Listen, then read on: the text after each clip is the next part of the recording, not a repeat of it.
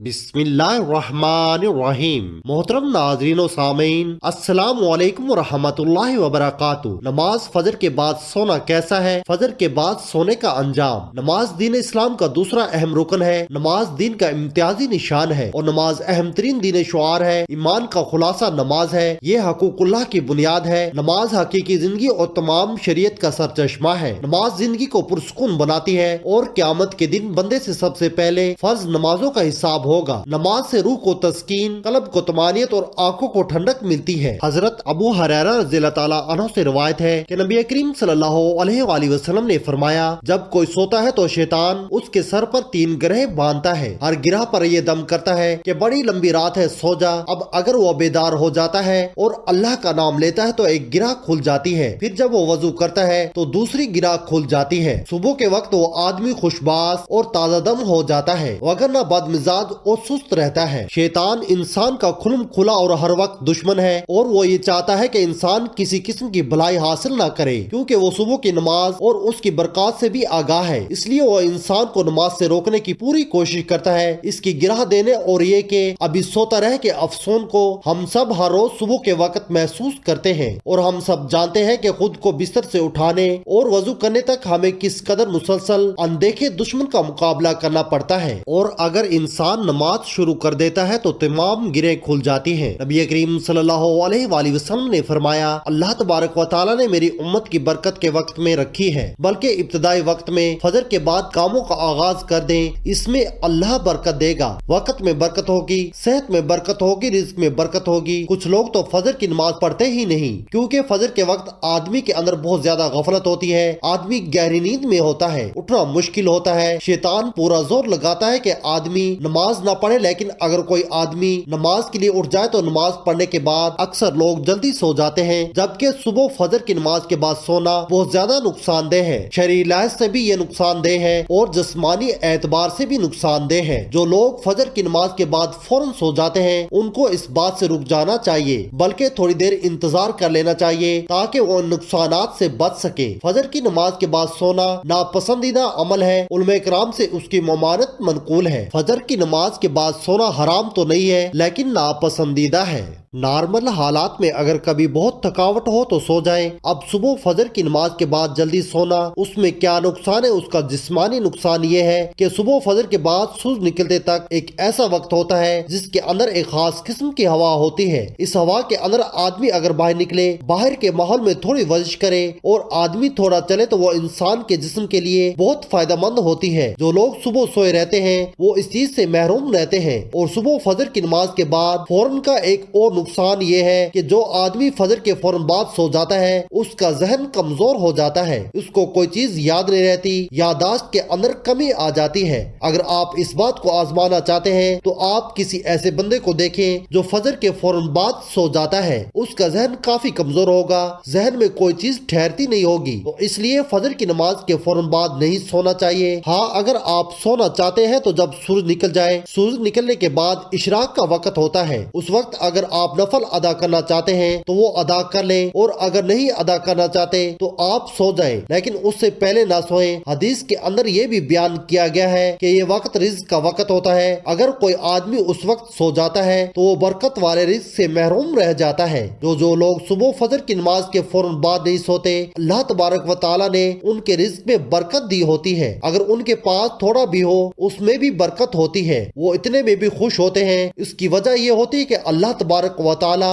उनको सुकून और चैन दे देता है। तो इसलिए अगर आप नमाज फजर के बाद सोना चाहते हैं तो इशराक के वक्त तक सब्र कर ले, इसके बाद सो जाए। इशराक का वक्त यह है कि सुबह सूरज निकल जाए, सूरज निकलने के 15 या 20 मिनट बाद तो वो वक्त इशराक का वक्त होता है। अगर आप चाहे तो उस वक्त नवाफिल अदा करें, 2, 4 या 6 नवाफिल। इसके बाद अगर चाहे तो सो जाए। अगर आप अपने जिस्म को तंदुरुस्त रखना चाहते हैं तो फजर की नमाज के बाद कभी भी ना सोएं। हाँ, अगर मजबूरी हो तो وہ علیحدہ بات ہے، اس امت کے لیے فجر کے بعد برکت رکھی گئی ہے۔ یہ بلا شبہ ایک حقیقت ہے کہ فجر کی نماز کا وقت نیند اور غفلت کا وقت ہے، اور یہی غفلت اور نیند عام طور پر نماز فجر میں کوتاہی کا سبب بنتی ہے۔ مگر اللہ تبارک و تعالیٰ کی عجیب رحمت ہے کہ جس عمل میں ذرا سی مشقت ہوتی ہے وہاں اس عمل کا اجر و ثواب بڑھا دیتے ہیں اور اس کو زیادہ اہتمام کرنے کی طرف متوجہ کر دیتے ہیں۔ نماز فجر میں دوسری نمازوں کی بنسبت مشقت زیادہ ہے، اس لیے اس کا ثواب بھی زیادہ ہے اور نماز فجر کی عظمت بھی زیادہ ہے۔ اس عظمت کے سلسلے میں علماء کرام نے لکھا ہے کہ نماز فجر وہ عظیم الشان نماز ہے کہ جو اس دنیا میں سب سے پہلے ادا کی گئی، جس کو حضرت آدم علیہ السلام نے سب سے پہلے اس وقت ادا کیا تھا کہ جب آپ علیہ السلام جنت سے دنیا میں تشریف لائے تھے۔ ابو موسیٰ شعری رضی اللہ تعالیٰ عنہ سے روایت ہے کہ جس نے صبح کی ٹھنڈی رکعتیں پڑھی وہ جنت میں داخل ہو گیا۔ حضرت عثمان بن عفان رضی اللہ تعالیٰ عنہ سے منقول ہے کہ نبی کریم صلی اللہ علیہ وآلہ وسلم نے فرمایا، جس نے عشاء کی نماز باجماعت ادا کی گویا اس نے آدھی رات عبادت میں گزاری، اور جس نے فجر کی نماز باجماعت ادا کی تو گویا اس نے پوری رات عبادت اور نماز میں گزار دی۔ ناظرین، کتنا عظیم ثواب اس نماز پر بیان کیا ہے۔ ساری رات جا کر عبادت کرنا کوئی آسان کام نہیں ہے۔ اللہ تبارک و تعالیٰ کی شان کریمی دیکھیے کہ جو شخص فجر اور عشاء کی نماز باجماعت پڑھ لے اس کو ساری رات جا کر عبادت کرنے کا ثواب حاصل ہو جاتا ہے۔ ایک حدیث میں نبی کریم صلی اللہ علیہ وآلہ وسلم نے ارشاد فرمایا، اگر لوگوں کو یہ معلوم ہو جائے کہ عشاء کی نماز اور فجر کی نماز میں کیا ثواب ہے تو لوگ اس ثواب کو حاصل کرنے کے لیے مسجدوں میں پہنچ جائیں، چاہے ان کو گھسیٹ گھسیٹ کر پہنچنا پڑے۔